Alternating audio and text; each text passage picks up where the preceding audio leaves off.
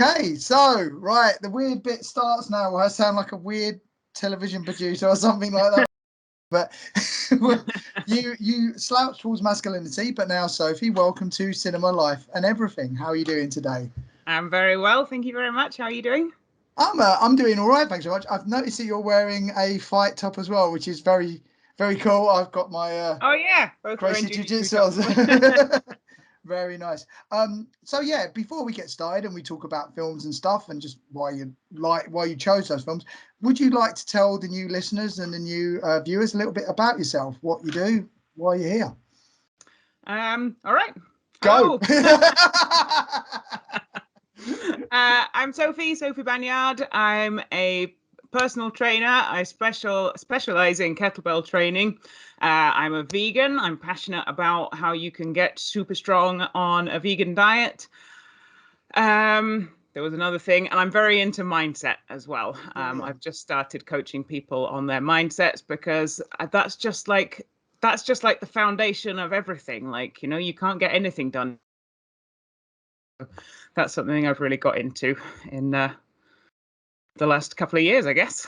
And I think before we get on to them as well, it's very telling, especially two of the films, about mindset and the mindsets of the people in the films and how they feel like they can do it, even though if it's like convention or society is against them. So it's a lovely tie in there straight away. So yeah, do you feel like, just before we go into the film stuff then, about mindset, finding your own mindset and stuff as well, and sort of like dealing with adversity or feeling that how you process information, is that something that, how do you sort of transfer? I know I'm asking to take a hell of a lot of information and just sort of bring it into like a 3-minute soundbite, but sort of like resetting your mind, how to, because your page on Facebook is called Becoming Badass. How do you become badass? How do you sort of set yourself up to deal with adversity? I mean, obviously to you, you know me, but maybe not obviously to people listening, but I've dealt with, you don't want to do it.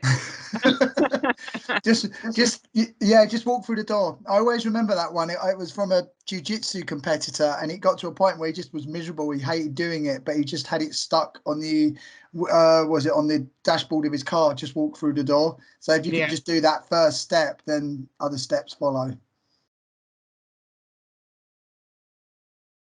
Don't want to have my limbs bent in the wrong direction, and you know, and then you get there and it's great and you have a great time and you leave going like, oh, so glad I came. So and in terms of mindset as well, do you get something from, or is this something that you would espouse to your like clients and people you work with as well, that finding that sense of self and finding that inner strength that maybe you didn't realize is there, sort of realize, you know, you can always sort of, because I'm only sort of coming from my mindset a little bit, that you can sort of counter yourself when you realize that maybe others wouldn't. You're accountable to yourself. You find a sort of hero within you, really. Yeah, 100%. You know, it's just like, you know, having been doing this for years now, you know, it's like I know I'm a badass. I know I can do stuff. And like, yeah, just like what you said, I can count on myself.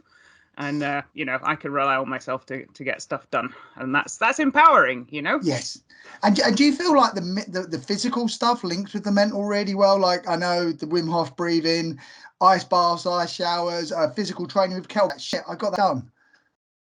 Both, I guess. I think, you know, the amazing thing about physical training, especially when you're, you know, when you've got kind of outside big challenges going on in your life, is it, you know, it takes you out of it for a bit, you know, like especially with kettlebell training and jiu-jitsu, actually, you know, with kettlebells, you've got this cannonball flying around your body, and you've got to focus, or, you know, you're going to hit yourself in the face, or it's going to fly through a window. And it's there's, you know, you've got to focus, you've got to control, and it's, you know, it's a nice feeling, sort of having control over this thing, and influencing the path of the kettlebell. And it's not effortless, but it kind of feels effortless when you're in it, you know. That's an amazing way of putting it. Very meditative when you get the swing or the momentum going. It's like, oh, the kettlebell and I are one now. Yeah. Have you ever caught yourself with a kettlebell, just out of interest? I have walloped myself in the groin with a kettlebell like several times. Yeah. Yeah, I done the not in the face. I was doing a thing with my coach where we just had a little light bell and upside down with a can of Red Bull on it, and he was like, right, do a Turkish get up and don't drop the Red Bull. And the Red Bull kind of went to fall, and rather than let myself get hit by the Red Bull, I just kind of bailed with the kettlebell and just walloped myself in the knee. And I was like, why didn't I take the can instead of the Ow. That's tough as well, balancing the thing on a kettlebell. That really makes the bottom ups really hard. Jeez. No, I remember doing the snatch and karate chopping myself in the nuts. That wasn't the best experience. Like, I was so happy I got completed. As I downswung it, I downswung it in a very bad way. It was bad enough without 24 kg being attached to it. So be honest. Yeah. But you learn, you recover, you move on. Mindset. Right then, let's have a chat about film. So you've picked an amazing three. We had a late switch over as well, which just so happened to be one that I'd been watching myself the other day as well. Statham was in it. So would you like to name your three films, and we can pick the first one to start with? Okay, my three top favorite films are Cool Runnings in. That was a great film. Found it and watched it, and I just love it so much. And seeing it with adult eyes, you pick up on all of that kind of underlying, the underlying sort of themes of tenacity and determination, and it just ties in so much with everything that I love and believe in, and try and fight for in my own life.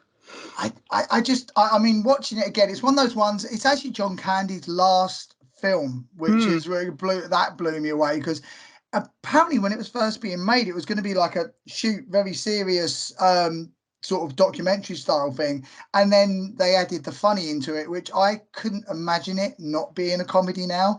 But it's one of those lovely films of its time that seem to have been lost a little bit in cinema on videos at the moment, where you laugh with the people rather than at them. There's a very lovely light sense of humor about it, but you also really are willing the underdogs on. You really want them to win, basically. Yeah, totally. There's no mocking in it of anything that's happening. It's all just like, this is that you're all kind of in the situation together, and laughing along with them and being like, oh, fucking hell, that's an awkward situation.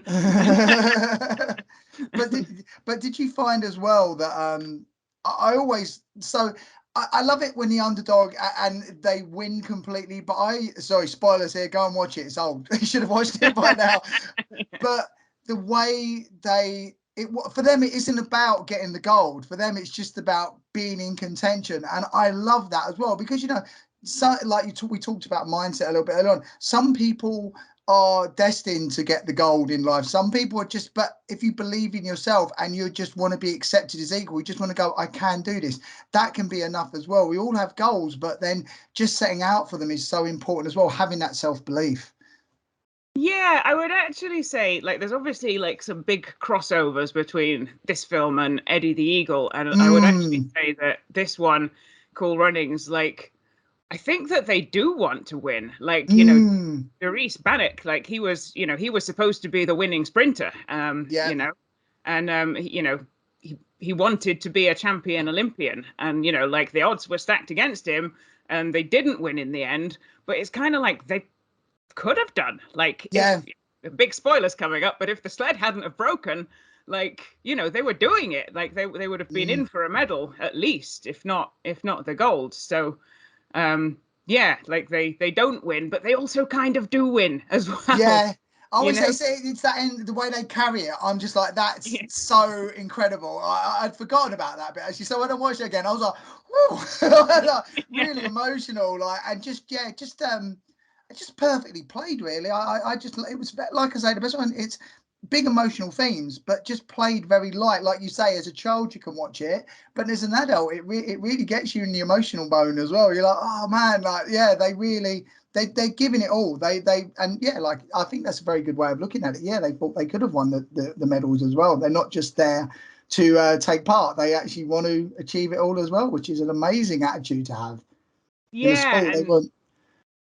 Yeah, in the sport that they were getting like laughed at for even thinking they could compete in. And I think another really nice part in the film is when, they get to the Olympics and they're all sort of overwhelmed and, way, I don't want to say way out of their depth, but like sort of like fish out of water, and they're Mm. watching the Swiss team and they're trying to emulate the Swiss team, and it's not working for them. And then they're like, well, we're Jamaicans, so why don't we just do this like Jamaicans? And they do it their own way and it works. And it's just lovely, like about, yeah, just, I don't know, doing stuff your own way, and Yes. how that's better, and not trying to just emulate who you think is the best.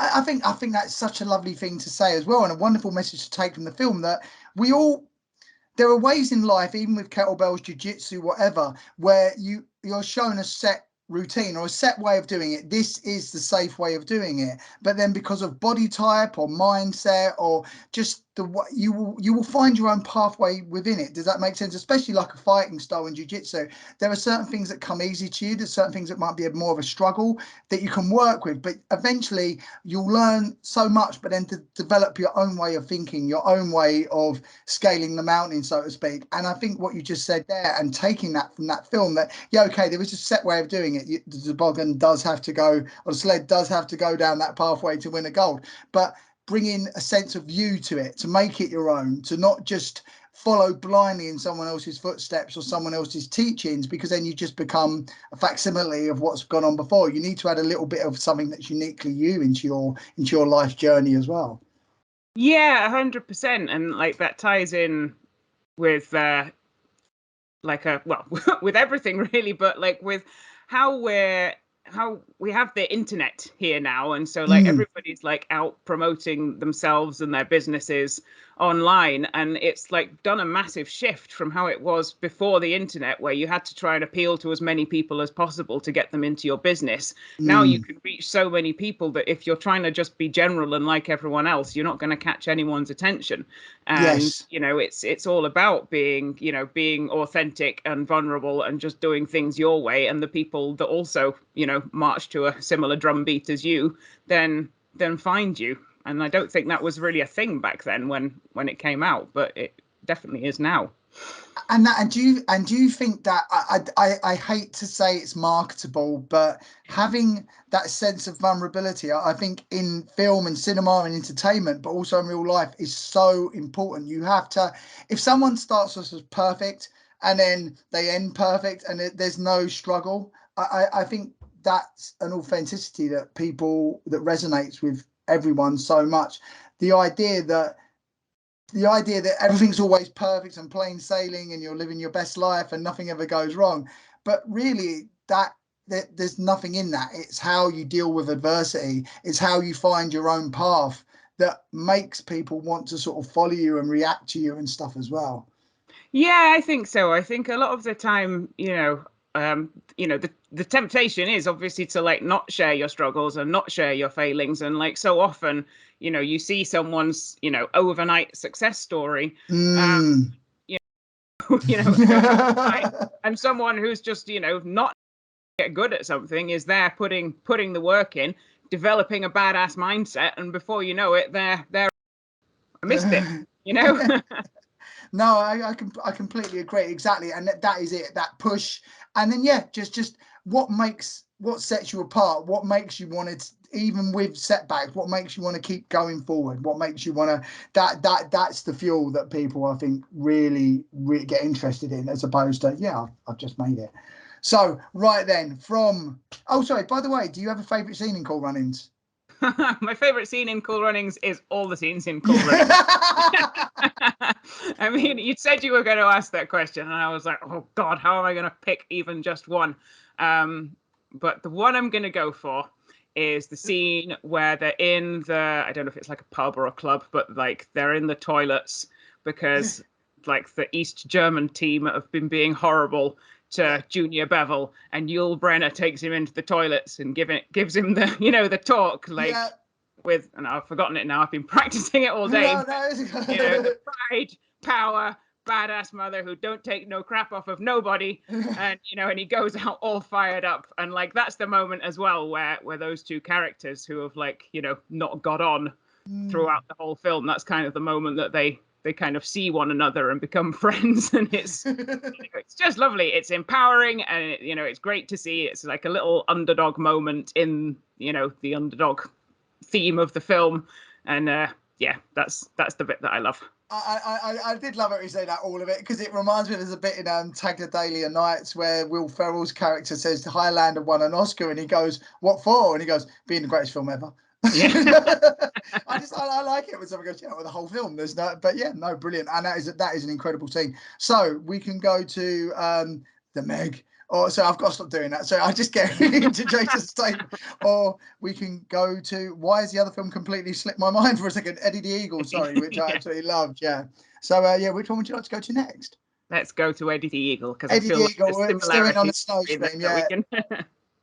First of all, I forgot it was Hugh Jackman in it, and Tara Egerton, which just like blew me away because he looks so different in this film as well, and just just a beautiful film. So a beautiful film, again, based on a true story, which makes it even more amazing as far as I'm concerned. But yeah, why Eddie the Eagle? Go there. He wasn't bothered about winning a gold medal or any of that. He was just like, want to go to the Olympics, and he made it happen. And I just think it's the most amazing story, when he when he goes into the Olympics offices and is like, have you got a ski jumping team? And the guy's like, no, sorry. And he, when I first watched that, I was like, oh, that's sad. His dream's over. And he goes outside like, fuck, yes. Just found a loophole and got, found a way to make it happen.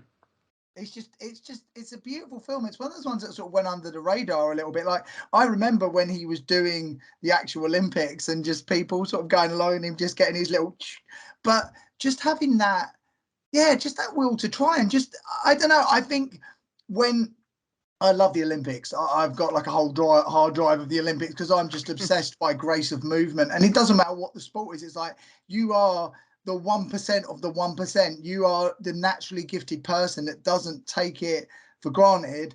And then you have all the amazing training and a little bit of luck. And on the day, you're incredible. But there's something to be said about the not 1% actually making it there because it's their dream. But you sort of realize that, okay, it's sometimes all right, you've got the 1% of the 1%, but also just having someone who just wants the will to do it. I think that's so important that that's celebrated as well. Yeah, like he tried so hard, and like they moved the goalposts on him because they didn't want him going, and said that he didn't just have to compete, he had to jump 60 meters or whatever it was that he had to do in order to qualify, which was like double what he'd jumped before. But he went off and he did it, and and then once he'd like actually finished at the Olympics, like they changed all of the rules to prevent anyone from ever doing that ever again. And it's like, they said that he was making a mockery of the sport, and I think that comes in Cool Runnings as well. And it's like, well, why though? He's not taking anything away from the guys that have got the genetic advantage and all the training and everything that they've had behind them to get there. Like, I mean, I don't know what the answer to this is, because I know you can't just have anyone competing in the Olympics. But yeah, I don't know. There's got to be a space for people that have got the drive to get good enough to go and be there. Like, that is supposed to be what it's all about. It's just, and that was doing his best, and like his best wasn't as good as. Exactly. And you feel that as well, like when this is a good one. So when you're training with people and stuff as well, some people get stuck in that mindset that they're almost apologizing for themselves because just something that society's done to them, that everyone has got genetic limits. Some people are going to be faster, some people are going to be stronger, some people are going to have better recovery, some people have more strength of will, whatever. But it's all about developing the individual to what they can achieve, and that is a celebration in itself. I think this is something we were just talking about with having these markers of success that's put out there so much now on social media, that everyone's trying to achieve what the other person has rather than being happy and successful in themselves as well. Yes, totally. Like especially I train more women than men. And I find so much, especially when women kind of first start out with me and I'm just, showing them the basic movements and exercises, and they're struggling with it because they've never moved their body in this way before, and their brain doesn't understand what their body's being asked to do. And they get really embarrassed and they're like, I'm so sorry, like I'm so rubbish, I should be able to do this. It's like, if you've never been shown how to do this before, like you're not going to know how to do it. People have this idea that they should know how to exercise and they feel like idiots because they don't. And it's like, well, no, it's the same as everything. And unfortunately, like exercise isn't prioritized as a, in education in this country, or maybe in other countries, I don't know. Like I found with PE at school, like it's the only subject where the only kids that get any instruction are the ones that are already really good at it. And the rest of you just get shoved in a corner with some balls and like just amuse yourself. No, it's so true. And just like you're forced into certain sports, and if you're not good at those sports, then you're useless at all PE. But it's I mean, I had to unlearn everything. I felt like I wasn't like in PE at all, and it's weird, that apology thing. When I was personal training all the time, you'd get the stutter step and people wouldn't be able to do it, and then immediately the first thing they were going to is this need to apologize. It's like a baby doesn't apologize the first time it tries. Well, it'd be scary if it could apologize, but like the first time it learns to walk or something. It's like we all have to learn, and the joy should be in the learning. People, I don't know why, get the fear. If you enjoy it, like there's no rule that says you have to be good at everything you do. Like if you enjoy it, just do it, Completely agree. This exercise elitism as well. It's like you've got someone in the gym who's like, oh, you're doing that. It's like anybody can do anything as long as they're not going to hurt themselves. But yeah, I think it can also get pushed the other way as well, where people feel the need to try and compete, so they're lifting heavier or trying a technique they're not fully skilled in yet because they don't want to look silly. They try and overdo. They're not following their own sort of path or listening to themselves as well, where people get sort of stuck in this mindset of like they're trying to do too much too quickly because they don't want to look foolish. And it's such a shame. There is such a joy that one day you won't be able to lift, or I won't be able to lift as much as I could 10 years ago. That's already happening now. But I'm still enjoying what I'm doing right now, in the moment right now. So why can't that be valid enough as it is? Yeah, I get told them to, I can do stuff now that there's no way I believed I'd be able to do in my life. And it's just because I've decided I want to do it and I've put the work in. And if it's what you want, then you can get it as well. But you can't do it now, but that doesn't mean that you can't do it if that's what you want.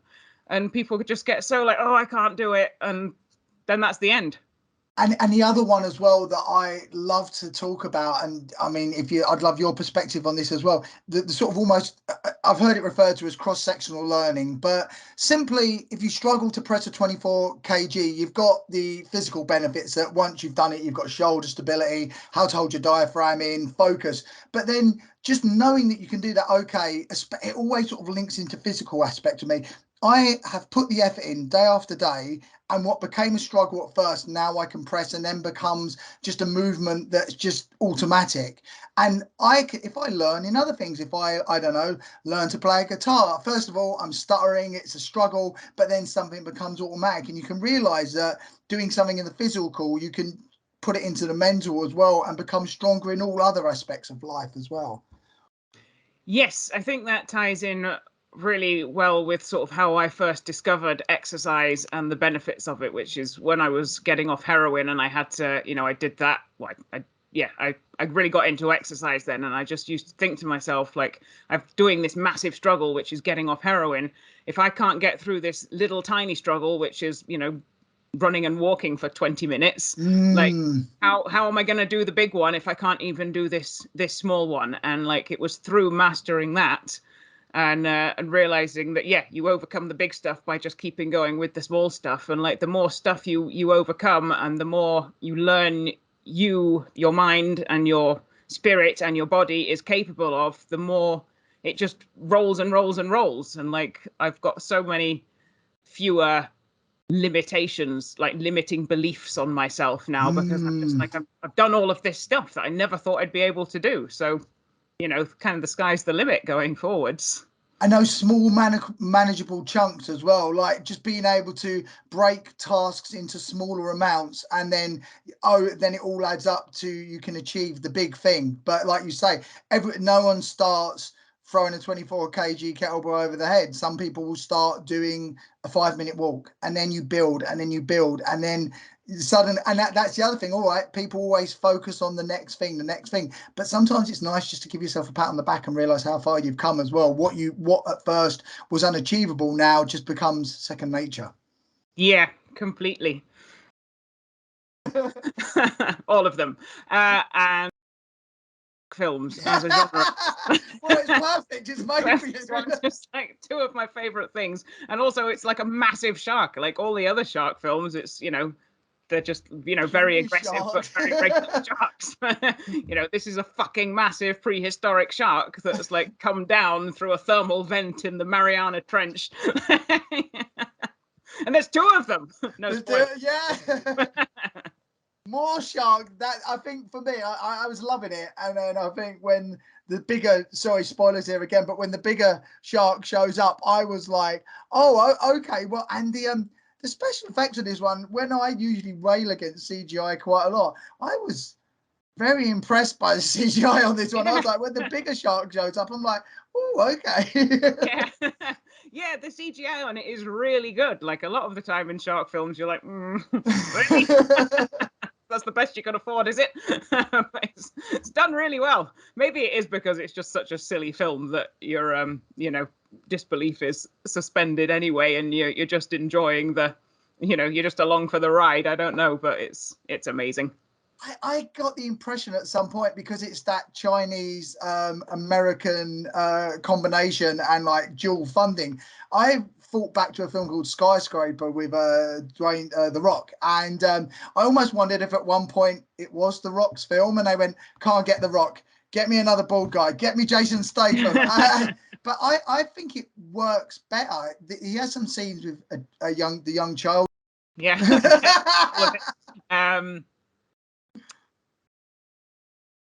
I mean, I can't even remember the scene exactly, because I've got like the Meg 2 trailer in my head where you see escaping on a jet ski from the shark's mouth. I was like, oh, that's a harpoon. Yeah.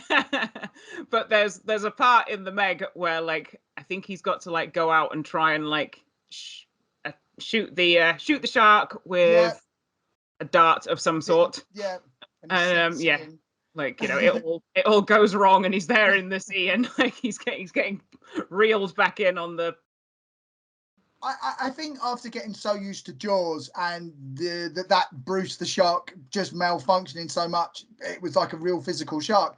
So I don't know. I thought it was all going to be done just through hints of it, and at the very end, maybe you see the shark. But they are not backwards coming forwards with a sufficient. And also sometimes an excessive amount of shark, which I think really helps, because it is an excessive shark. It's a very big shark. I love the wedding party bit with the little dog as well. The little dog, I was going to say about that, yeah.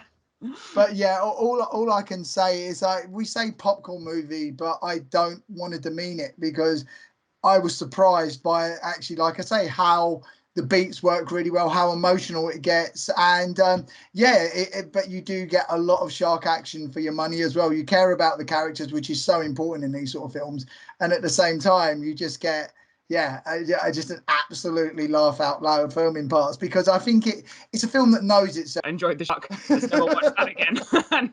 But like the Meg, I must have watched it 4 times. It's like stands on its own as a hugely entertaining film. Yes, and just I'm interested to see, like, as yourself, watching the trailer for the Meg 2, where they've set to Barracuda, which is it just looks like say incredible. Like they know exactly. Again, we're gonna. It's one of those things where when they make a sequel, it's going to be, we're going to do everything you've seen, but just more so. So we need a mega Meg. We need an even bigger shark, and it's going to be even more craziness going on. So it's going to be in fucking 3D. It's in 3D. that we're literally going to have the shark in a cinema with you, Yeah. watching the film, eating your popcorn. Well, I usually sort of say, is there anything upcoming that you want to see? But I think you've absolutely answered that question anyway. Yeah, the Meg 2, 100%. Did you feel that Jason Statham was the underdog in that story? Or Shark films, but shark films have done a lot of damage to actual real life sharks this is true. with the attitude that that people now have about them, and that they're like these mindless, merciless killers that are out hunting humans, and people are out killing sharks, and there's like nets around beaches to stop sharks getting. I don't know. I just don't understand why people have to be really and can't like separate. I mean, if you don't want to get attacked by a shark, you will have a 0% chance of getting attacked by a shark if you just don't go in the sea. Yeah. That's a thing you can do instead of going out and like killing the sharks. And sharks aren't interested in killing people. They really aren't, Like, yes, they might have a little taste sometimes. And if it's a big enough shark, then, the shark having a little taste and being like, oh, actually, I don't want to eat you. By that time, he's bitten your leg off, which is unfortunate. But like, sharks themselves, like they mind their own business. It's like saying that lions are, mindless attacking, monster creatures. Like, sure, when the lion needs to eat something, it's going to go out and kill something. But the rest of the time, it's just chilling. And it's the same with sharks. You just reminded me of another banging film there called Beast with Idris Elba getting attacked by a giant lion in South Africa. That was incredible as well. But no, I completely agree. It's like everyone says about a shark attack, but it's like the shark hasn't come up onto the beach and tapped you on the shoulder and gone, now time. There is a serious point to, we watch something for entertainment, and for entertainment or to build up the stakes enough, we need to induce fear. But this is a story, this is imagination, and I agree. Unfortunately, it is with that ego and arrogance of humanity. Yeah. And you're like, no, hold on, that's not real science. That's that's not a thing. But you can see how people sort of took it to heart, the way that it was done in Jaws. But then like there's people out specifically going out to kill a shark because I don't know, and like with the shark, the finning for the shark fin soup, where they just chop their fins off and throw them back in, and it's absolutely awful. Like humans attack sharks more than sharks attack humans. This is and I mean, this is something going on to veganism as well, and just being ethical, really. Just the amount of waste, I think that upsets me more than anything. Just how I'm not a vegan, but I do really understand from a viewpoint of just how much things are farmed and just abused, and with no sense of conscience. This is the thing. A shark, despite the Meg, a shark isn't really attacking somebody because they've got any personal feelings towards them. They're just doing it simply because it's their instinctual thing to need to eat. That's what they need. But we, as a species, do have an understanding, a much greater understanding of when we're infringing, when we're abusing ecosystems, abusing animals really for our own gain. And and we choose to switch that off or push it away. And I do find that upsetting. Yeah, I think I remember very unwisely getting into a discussion on the internet with someone about veganism, and the guy was saying like, well, would you be do you get angry with crocodiles for killing gazelles or whatever they kill? And I was like, well, no, obviously not. But like, if crocodiles organized themselves and started like breeding gazelles into tiny windowless rooms so that they, forcing them to live miserable lives so that the crocodile doesn't have to lie in the mud all day waiting for a gazelle to come along, then I would think that was a dick move. But like, what the crocodile is doing is natural. What we are doing to animals is far, far, far from natural. 100% agree with that. That's the thing. So many people are removed from the idea of what we're going through, and it's just a cute little thing, or sorry, not a cute little thing, but something pink wrapped in plastic, and they don't really extrapolate it back to what's suffering to get that there just for consumption, or like I say, indeed sometimes waste, which is the biggest thing that really upsets me. Yeah, people get upset like when, I don't know, sometimes like vegan activists go into supermarkets and put stickers like, under the labels on meat, sort of, showing where it comes from. People get really upset, and it's like, well, if you don't like it, then Yeah. don't fund it, you know? Like, I think that disconnect that we have about where it comes from is very bad and dangerous. You Well, know? again, it comes back to education, and I think it's not all education is going to be pleasant, but I think you need to have the whole viewpoint and then make a conscious decision, then make an ethical. Submarines going down into places where humans aren't supposed to go, the Meg would still be swimming down there, not There we bothering go. anyone. Happy So... Meg. Happy Meg. It's true. No, don't. I watched a film not so long ago called My Octopus Teacher that just, oh God, that destroyed me for about a week. I was like, I cannot watch anything at the moment. Anyway, yeah, so thank you. This has been absolutely awesome, Sophie. An amazing 3 choices of films, and yeah, a really good chat about physical and overcoming the odds, and also as well about choosing your educational choices as well. So thank you so much. So where can people follow you, and if you want them to, and I'll put this in the show notes as well. All right. Yep. You can find me. I don't know all of my handles. They're all Don't slightly worry different. about it. It's I always stick them in the show notes as well. Sophie Banyard. I'm on Facebook. I'm on Instagram. I am sort of on TikTok, but I think I've only done 2 TikToks. But yeah, Sophie Banyard or Sophie.Banyard. I'm in those places. Cool. And if you people watching it on YouTube, check the show notes. If you're listening to it on Spotify, look at the show notes because it's the same thing twice. And all the links will be in there. So Sophie, thank you so much for this. It's been awesome. I've enjoyed every second of it. It's been great. Thanks for having me. Thank you. No, it's been awesome. And I'll have to get in touch with you when I've seen the Meg 2 myself as well. Yes.